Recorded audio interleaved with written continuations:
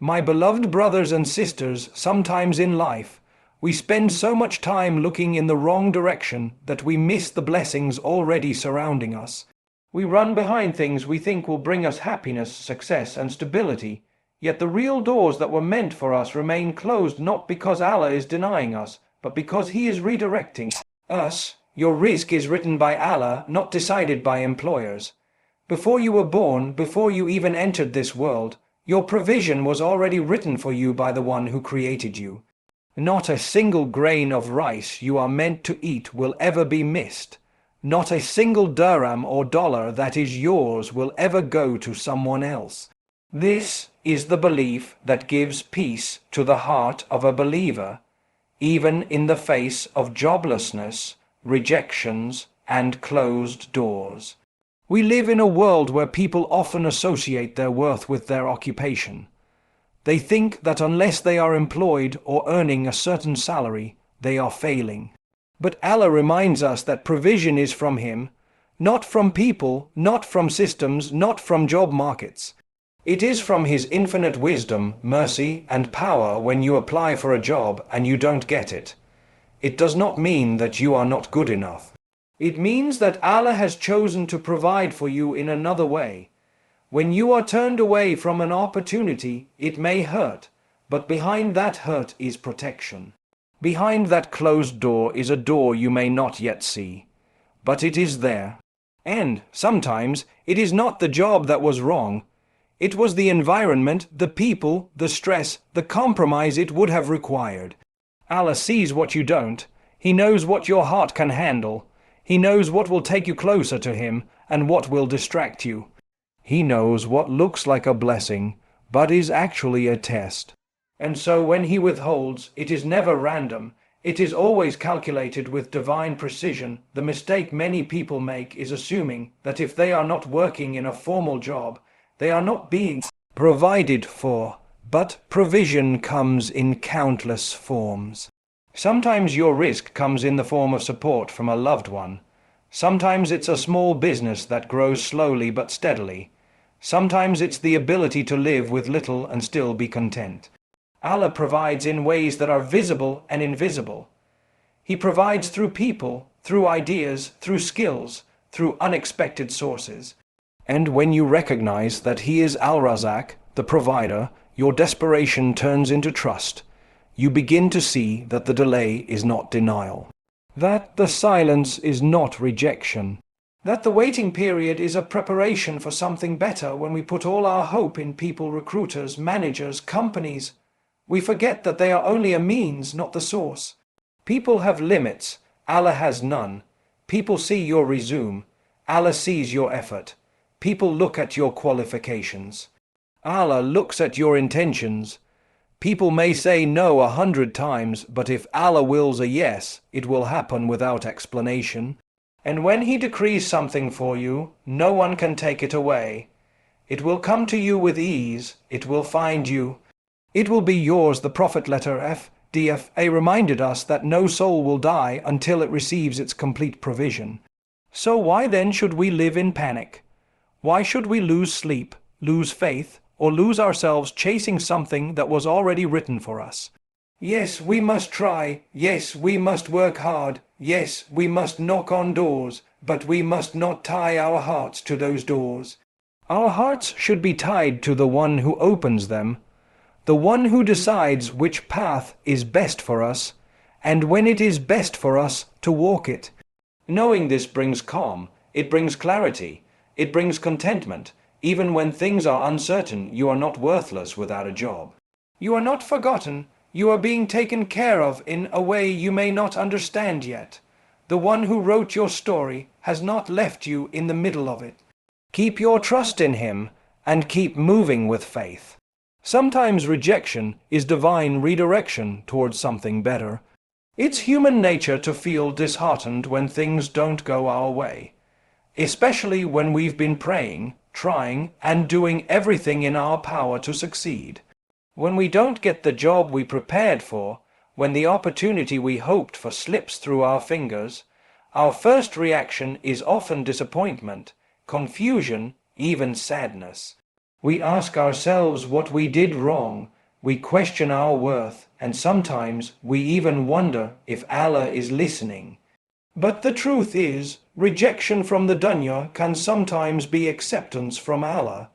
What we perceive as a setback may in fact be a setup for something greater, something unseen, something that aligns better with our soul and our purpose the heart can only see so far. We often make plans based on what we know, what we desire, and what seems best from our limited perspective. But Allah knows the past, the present, and the future all at once. He knows the consequences of every opportunity. He knows the conversations you haven't heard, the environments you haven't entered, the stress you haven't felt, and the things you were being protected from. What looks like a closed door may actually be a shield. What looks like failure might actually be mercy. If you had gotten that job, perhaps your salah would have been compromised, your peace disturbed, or your faith shaken. If you had been accepted into that environment, maybe it would have changed you in ways you would later regret. Rejection is not always about loss. Sometimes it is the beginning of the right path. Allah is Al-Hakim, the most wise. He never denies you something unless there is something better waiting for you. It may not come in the same form. It may not be immediate, but it will always be what your soul truly needs. The danger lies in becoming bitter over rejection instead of reflecting and realigning. When we respond to rejection with anger, we lose the opportunity to see the lesson behind it. But when we respond with patience and trust, Allah rewards us with clarity and strength. He replaces what was taken with something more beautiful. He turns the pain into purpose and the delay into development. There are countless people who have looked back at what they once thought was failure and realized it was a turning point. That rejection forced them to think differently, to take a new path, to discover a strength they never knew they had. That redirection led them to a place of peace, to people who supported them, to growth they would never have found otherwise. Sometimes you need to be stopped in your tracks so you can reroute toward what's meant for you. You need to be slowed down so that your foundation can be rebuilt stronger, more stable, more sincere even in our du'as. Sometimes we ask for things that would harm us if they were given to us.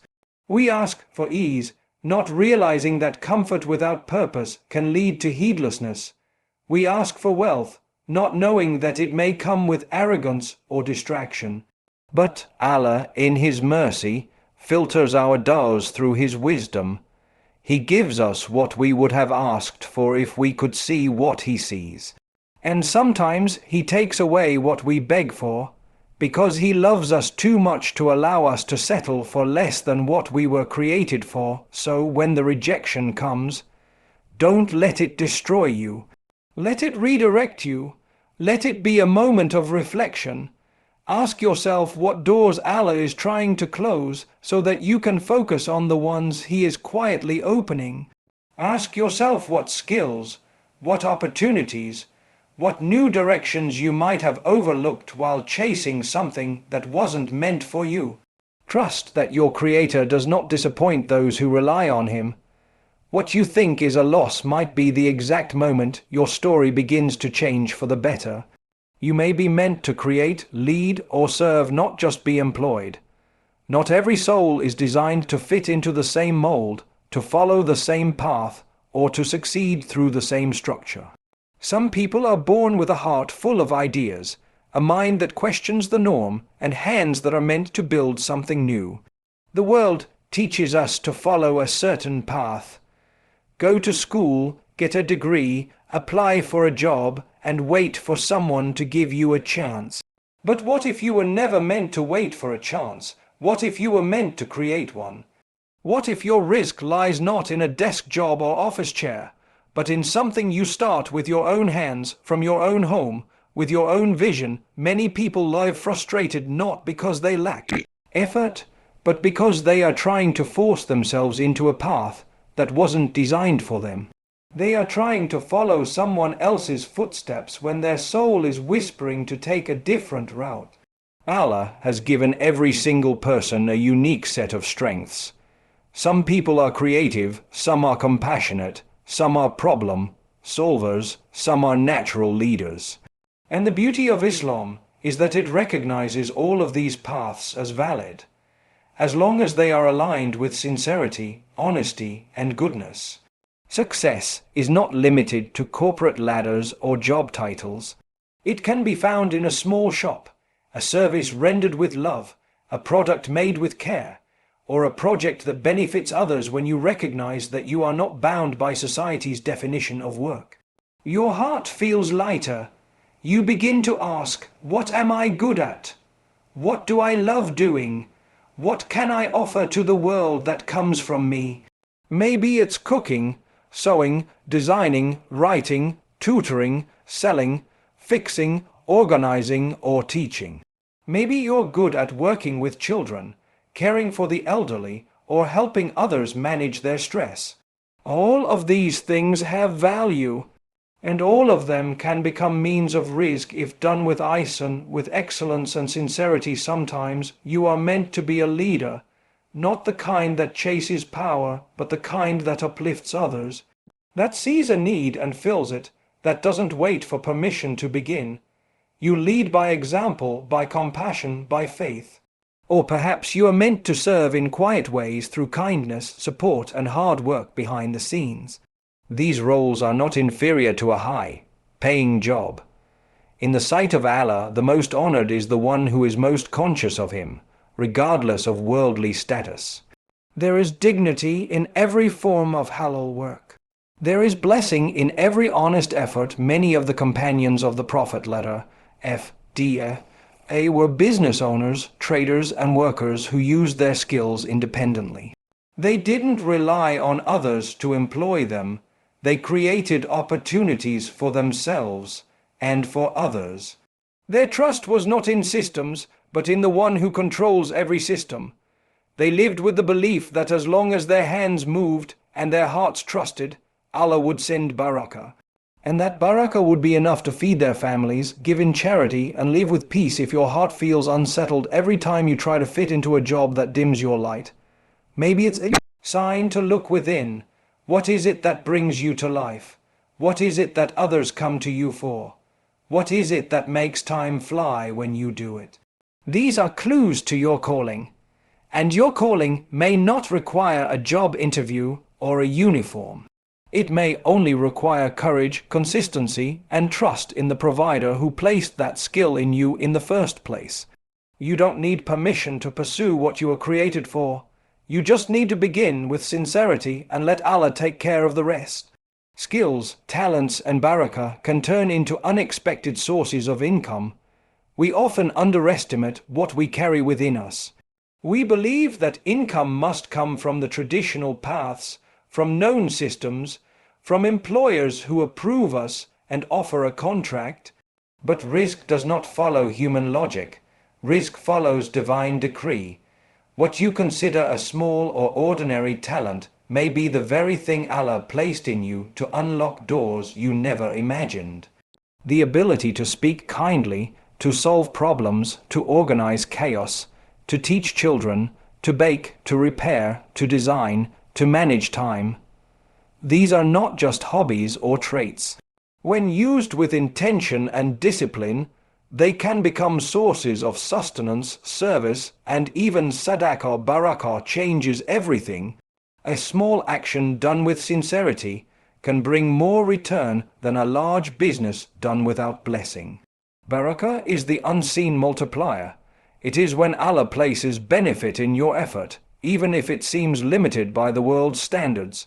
A small online service, a handmade product, a course you teach, a piece of advice you give, if done for the right reasons, if built with patience, if aligned with halal principles, can bring not only income but also peace. You don't need to be famous, you don't need to be viral, you need to be sincere and consistent.